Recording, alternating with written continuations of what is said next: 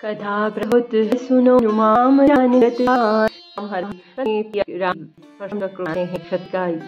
कुल वखान करते हैं। इस प्रकार परशुराम जी का क्रोध शांत होता है और वह वन को तप के लिए चले जाते हैं। आगे की कथा हम इस प्रकार श्रवण करेंगे। तदपि जाय तुम करहु अब जता वंश व्यवहारु, बूझि विप्र कुल व्रत गुरु वेद विदित आचारु। तथापि तुम जाकर अपने कुल का जैसा व्यवहार करो, ब्राह्मणों और कुल के बूढ़ों और गुरुओं से पूछू कर करो। दूत अवधपुर पट बहु जाई, आनहि नृप दशरथ ही बुलाई, मुदित राउ कहीं भले ही कृपाला, पटहे दूत बोली देहि गाला। जाकर अयोध्या को दूत भेजो जो राजा दशरथ को बुला लावे। राजा ने प्रसन्न होकर कहा, हे कृपाल बहुत अच्छा, और उसी समय दूतों को बुलाकर भेज दिया। बहुरी महाजन सकल बुलाए, सातर सिर नाए, हाट बाट मंदिर सुरवासा, नगरु संवारहु चारिहु पासा। फिर सब महाजनों को बुलाया और सब ने जाकर राजा को आदर पूर्वक सिर नवाया। राजा ने कहा, बाजार, रास्ते, घर, देवालय और सारे नगर को चारों ओर से सजाओ।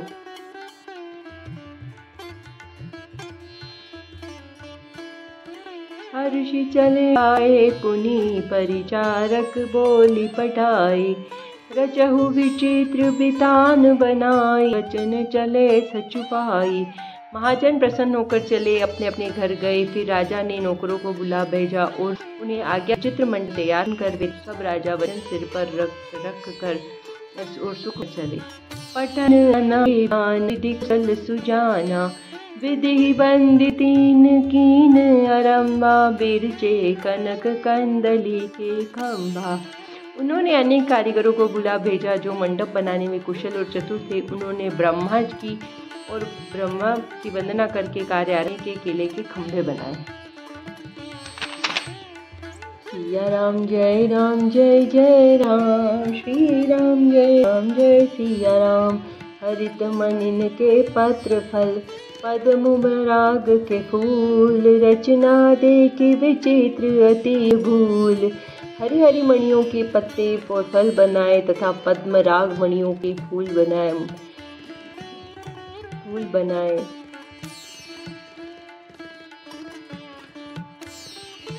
मंडप की अत्यंत विचित्र रचना देखकर ब्रह्मा का मन भी भूल गया।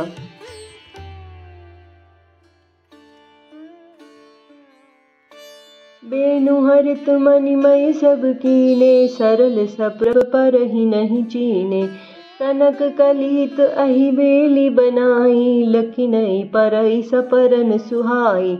बांस और सब हरी हरी पन्ने सीधे और गांठों युक्त ऐसे बनाए जो पहचाने नहीं जाते थे, और की मणियाँ के माहे या साधारण सोने की सुंदर नागबेली पान की लता बनाई जो पत्तों सहित ऐसी भली मालूम होती थी जैसी पहचानी नहीं जाती थी।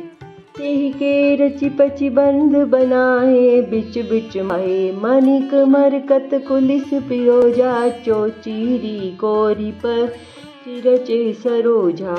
उसी नागबली के रचकर और पच्ची करी करके बंधन करके रस्सी बनाई गई। बीच बीच में मोतियों की सुंदर झालर, माणिक, पन्ने, हीरे की रोजे, इन रत्नों को चीर कर कोर कर और पच्ची करी करके इनके लाल सफेद हरे फिरोजी रंग के कमल बनाए।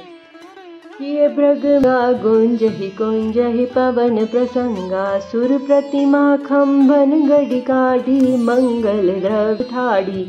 बोरे और बहुत रंगों के पक्षी बनाए जो हवा के सहारे गूंजते और गूंजते हैं। खंभों पर देवताओं की मूर्तियां गढ़ कर निकाली जो सब मंगल द्रव्य लिए खड़ी थी। पुराई सिंदूर मणिमय सहज सुहाई, गजमुक्ताओं के सहज ही सुहावने अनेकों तरह के चौक पुराए गए। सिया राम जय राम, श्री राम जय सिया राम। सौरभ पल्लव सुभग सुठी, ये नील मणि कोरी, हेम बोर मरकत गवरी, लसत पाट मय डोरी। नीलमणि को कोर कर अत्यंत सुंदर और आम के पत्ते बनाए जो फूल और रेशम की डोरी से बंधे हुए पन्ने बने फलों के गुच्छों से सुशोभित हैं। रचे रुचिर बरबंद निवारे मनहु मनोभव फंद सवार मंगल कलश अनेक बनाए ध्वज पताका पट चामर भाए। ऐसे उस सुंदर और उत्तम बंदरवार बनाए मानो कामदेव हो। अनेकों मंगल कलश सुंदर ध्वजा पताका पर्दे और चमर बनाए हैं। दीप मनोहर मणिमय नाना जाई न बर निवेश जेहि मंडप दुलहिनी बेदेहि सुबरने असीमति को भी केहि। जिसमें मणियों के अनेक सुंदर दीपक नहीं किया जा सकता। जिस मंडप में श्री जानकी जी दुल्हन होगी, इस कवि की ऐसी बुद्धि है जो उसका वर्णन कर सके। दुलहु राम गुण राम रूप गुण सागर लोक उजागर जनक भवन के शोभा जैसी ग्रह ग्रह प्रीतिपुर देखिय तैसी। जिस मंडप के समुद्र श्री रामचंद्र जी दूल्हे होंगे, वह मंडप तीनों लोकों के लिए प्रसिद्ध होना ही चाहिए। जनक जी के महल की जैसी शोभा है, वैसी ही शोभा नगर के प्रत्येक नगर की दिखाई देती है। जेहि तेरहु तेरी तेहि लघु लगहि भुवन दस चारी जो संपदा नीच ग्रह सोहा सो विलोकि सुर नायक। समय जिसने तिरहुत को देखा उसने 14 भवन तुच्छ जान पड़े। जनकपुर में नीचे के घर भी उस समय जो संपदा सुशोभित थी उसे देखकर इंद्र भी मोहित हो जाता था। जय जय राम श्री राम जय सिया राम बसई नगर जहि लक्ष्य करी कपट नारी तेहि पुर के शोभा कहत सकुचहि सारद शेषु। जिस नगर में साक्षात लक्ष्मी जी कपट से बसती है, उस पुर की शोभा का वर्णन करने में सरस्वती और शेष जी भी सुझाते हैं। पहुँचे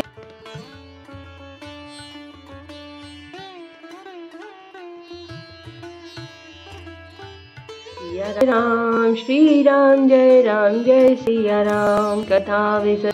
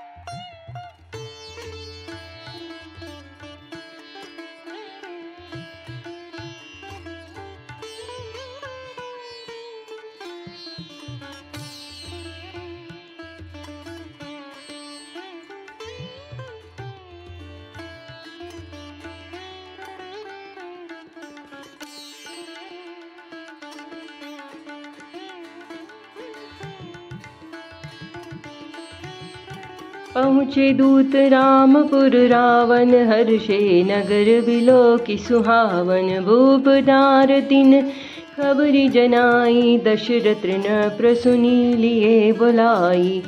करी प्रणाम तीन पाती दीनी मुदित महिप आपू उठ लीनी।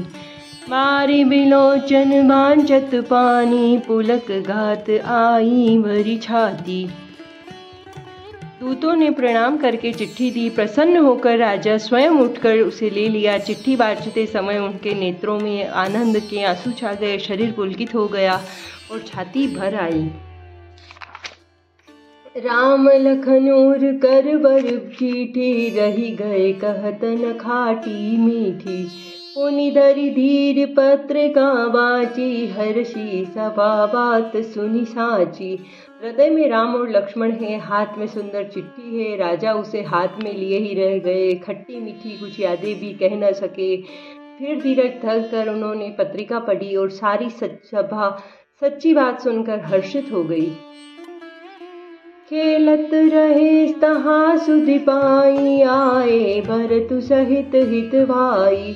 पूछत अति स्नेह सकुचाई तात कहाँ ते पाती आई। भरत जी अपने मित्रों और भाई शत्रुघ्न के साथ जहाँ खेलते थे वहीं समाचार पाकर वे आ गए। बहुत प्रेम से सकुचाते हुए पूछते हैं, पिताजी चिट्ठी कहाँ से आई। सिया राम जय जय राम, श्री राम जय सिया राम। कुशल प्राण प्रिय बंधु दो, आहि कहु के ही देश। सुनी स्नेह साने बचन, बाची बहुरी नरेश। हमारे प्राणों से प्यारे दोनों भाई कहिए सकुशल तो है वे किस देश में हैं। स्नेह से सने ये वचन सुनकर राजा ने फिर से चिट्ठी पढ़ी। सुनी पाती पुल के दो भ्राता, अधिक स्नेहु समातन गाता। प्रीति पुनीत भरत के देखी, सकल सभा सुख लहेहु विशेषी। चिट्ठी सुनकर दोनों भाई पुलकित हो गए। स्नेह इतना अधिक हो गया कि वह शरीर में समाता नहीं। भरत जी का पवित्र प्रेम देखकर सारी सभा ने विशेष सुख पाया। तब नप दूत निकट बैठा रे, मधुर मनोहर वचन उचारे। बेया कहु कुशल दउ बारे, तुमनी के निज नयन निहारे। तब राजा दूतों को पास बैठाकर मन को हरने वाले मीठे वचन बोले। भैया कहो, दोनों बच्चे कुशल से तो है, तुमने अपनी आंखों से उन्हें अच्छी तरह से देखा है ना। श्यामल गोर दरे दनु माथा, बय किशोर कौशिक मुनि साथा। पहचानहु तुम कहु सुबाहु, प्रेम विवश पुनि पुनि कहराऊ। सांवले और गोरे शरीर वाले वे धनुष और तरकस धारण किए रहते हैं। किशोर अवस्था है, विश्वामित्र मुनि के साथ है। तुम उनको पहचानते हो तो उनका स्वभाव बताओ। राजा प्रेम के विशेष वर्ष होने से बार बार इस प्रकार पूछ रहे हैं। जा दिन ते मुनि गए लवाई, तब ते आजे आचु सुधि पाई। कहु विदेह कवन विधि जाने, सुनि प्रिय वचन दूत मुस्काने। भैया जिस दिन से मुनि उन्हें लिवा लिए गए, तब से आज ही हमने सच्ची खबर पाई है। कहो माँ, तो महाराज जनक ने उन्हें कैसे पहचाना। ये प्रिय प्रेम भरे वचन सुनकर दूत मुस्कुराए। कथा विसर्जन होत है, सुनो वीर हनुमान। राम लखन और जानकी, करत सदा कल्याण। जय श्री राम। हर हर महादेव।